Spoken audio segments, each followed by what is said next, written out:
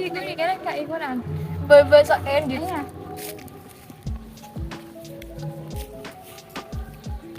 Bener nggak? 1, 2, 3 salah. Hai guys. Kenalkan boy.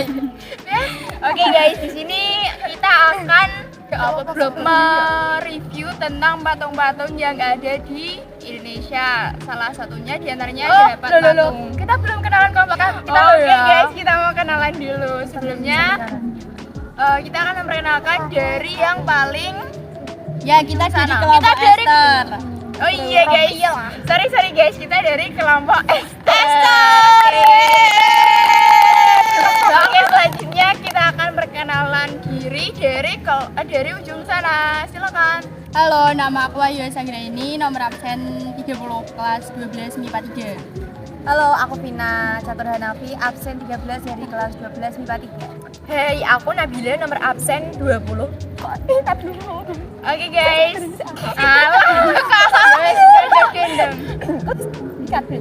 Hey, aku Nabila Putri Hamadini, nomor absen 20. Aku Putri Septian DP, nomor absen 23 dari kelas 12 MIPA 3. Hai, aku Wafik Arman Raziza, absen 29 dari kelas 11 MIPA 3. 12 MIPA 3. Hai, nama aku Nadira Putri Arumsari, nomor absen 21. Hai, nama aku Samara Putri Kornanda Fernanda, nomor absen 26. Hai, aku Yunda Rahma Aulia, nomor absen 32 dari kelas 12 MIPA 3. Oke guys, itu tadi anggota kelompok dari kelompok Esther. Selanjutnya kita akan langsung masuk ke poinnya, yaitu kita akan mereview tentang patung yang ada di berbagai Indonesia. daerah. Oke, langsung gede-gede.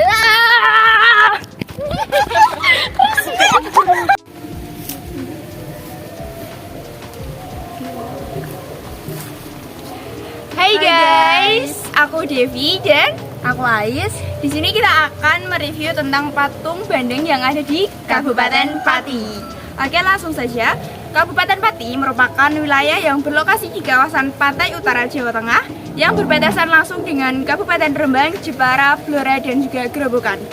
Pati dikenal sebagai penghasil ikan bandeng, maka tak heran jika pemerintah Kabupaten Pati pada 2019 lalu membangun Tugu Bandeng Pati sebagai identitas wilayah.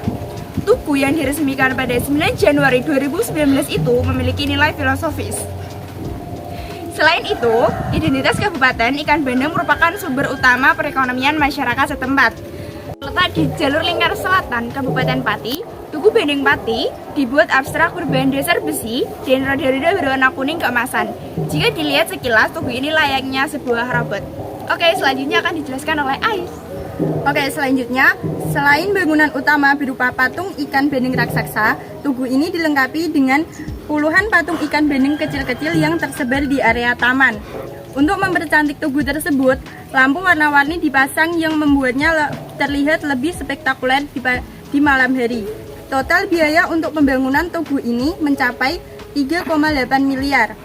Bupati Daerah Pati Haryanto saat melakukan peresmian 3 tahun menjelaskan secara rinci makna dari bagian-bagian pada tugu bandeng tersebut. Roda gear berwarna kuning menunjukkan bahwa kerajinan Kuningan Juwana juga menjadi penggerak ekonomi andalan warga.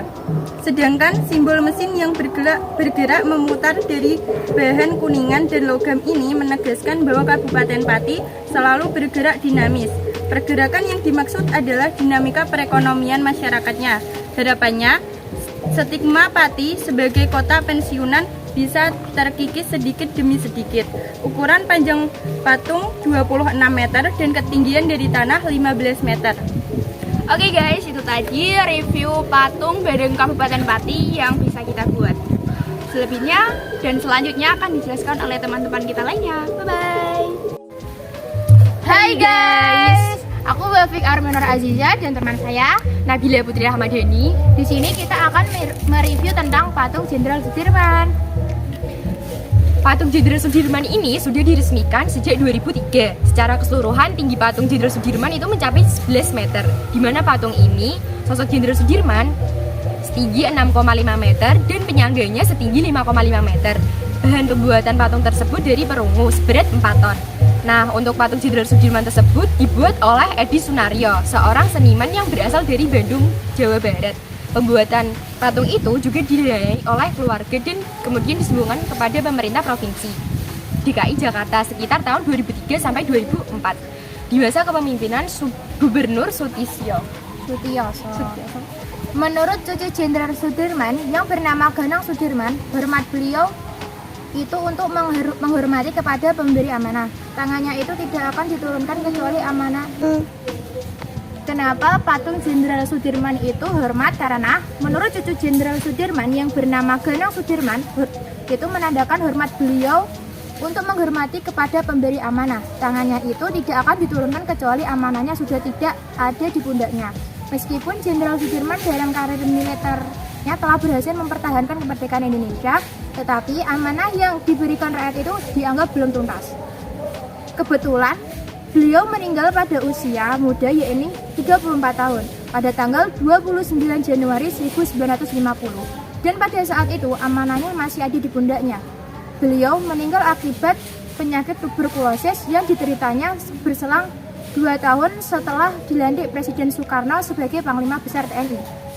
Patung Jenderal Sudirman yang berada di Jakarta ini berdiri tegak dan kokoh terletak di kawasan Dukuh Atas, tepatnya di Jalan Jenderal Sudirman nomor 48 RT 10 RW 11 Kota Jakarta Selatan, daerah khusus ibu kota.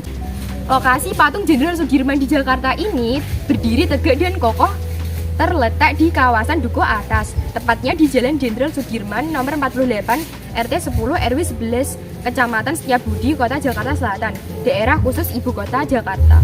Nah, untuk patung Jenderal Sudirman sendiri itu dibagi di beberapa kota, yaitu bisa kita temui di Jakarta, Yogyakarta, Pacitan, Purwokerto, Loret, NTT, dan Surabaya. Sudah, sekian review kita mengenai patung Sudirman. Selanjutnya akan dijelaskan oleh teman-teman saya. Bye-bye. Hai guys, nama saya Nadira Putri Arumsari dan teman saya Samantha Putri Fernanda. Kami akan mereview patung Tugu Muda yang terletak di Kota Semarang. Tugu Muda terletak di jantung Kota Semarang, tepatnya di persimpangan 5 jalan utama, yaitu Jalan Pandanaran, Jalan MGR Sugiyo Pranoto, Jalan Imam Bonjol, Jalan Pemuda, dan Jalan DR Sutomo. Pembangunan tugu ini dimulai pada 1951 dan diresmikan oleh Presiden Soekarno pada 20 Mei 1953. Tujuan pendirian Tugu Muda di Semarang adalah mengenang gugurnya pemuda dalam peristiwa heroik di Semarang.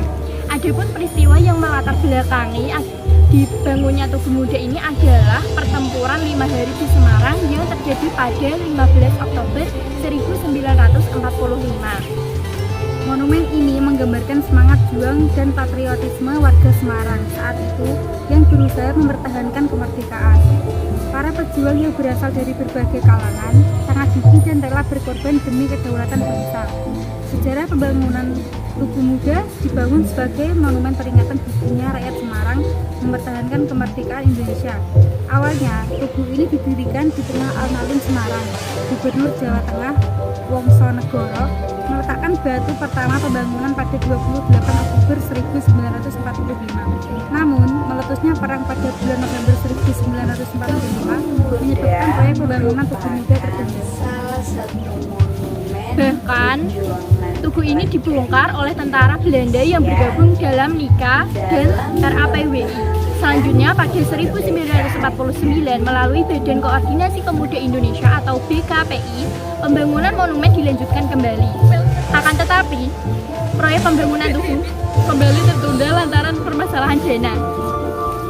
2 tahun berselang, tepatnya pada 1951, Wali Kota Semarang, Swabono Sosrowedoyo membentuk sebuah panitia untuk melanjutkan proyek pembangunan Tugu Muda. Dalam proyek kali ini diputuskan lokasi pembangunan Tugu Muda tidak lagi berada di alun-alun, tetapi di lokasi saat ini, yaitu di depan bangunan Lawang Sewu. Pemilihan lokasi ini karena persimpangan Jalan Pandanaran, Jalan MGR Sugiyo Pranoto, Jalan Imam Bonjol, Jalan Pemuda, dan Jalan DR Sutomo itu merupakan tempat terjadinya pertempuran 5 hari. 10 November 1951, Gubernur Jawa Tengah Buidiono meletakkan batu pertama sebagai tanda mulainya pembangunan Tugu Muda. 2 tahun berselang, pembangunan dapat selesai. Tugu Muda kemudian diresmikan pada 20 Mei 1953 oleh Presiden Soekarno bertepatan dengan Hari Kebangkitan Nasional.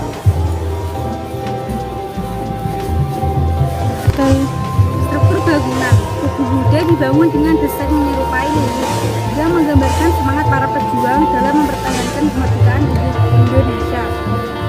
Di bagian kaki tugu terdapat 5 buah pilar penyangga yang dimaksudkan sebagai lambang Pancasila.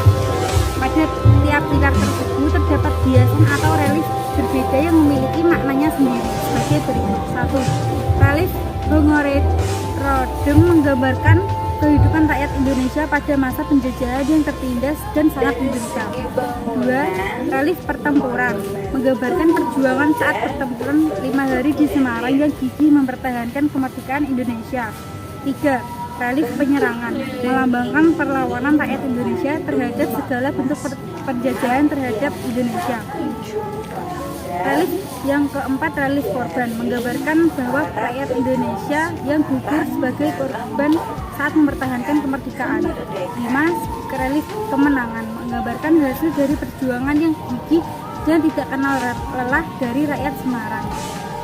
Seniman dari Tugu Muda yaitu Salim Hendro dan ukurannya 14 meter. Demikian review dari kami.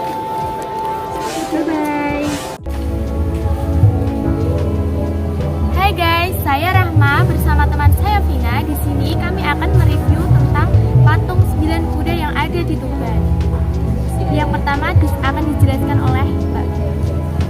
Jika dulu yang ada di bundaran tersebut adalah ikan, maka sekarang adalah 9 kuda. Tak hanya itu, 9 kuda tersebut juga memiliki filosofi tersendiri. Janjang Perdikari selaku pembuat patung kuda tersebut menyampaikan bahwa dirinya dapat pesanan patung kuda ini dari getok tular dari temannya. Beliau ditawari untuk membuatkan patung kuda sebanyak 9 dalam jangka waktu 2 bulan. Lalu beliau menyanggupinya.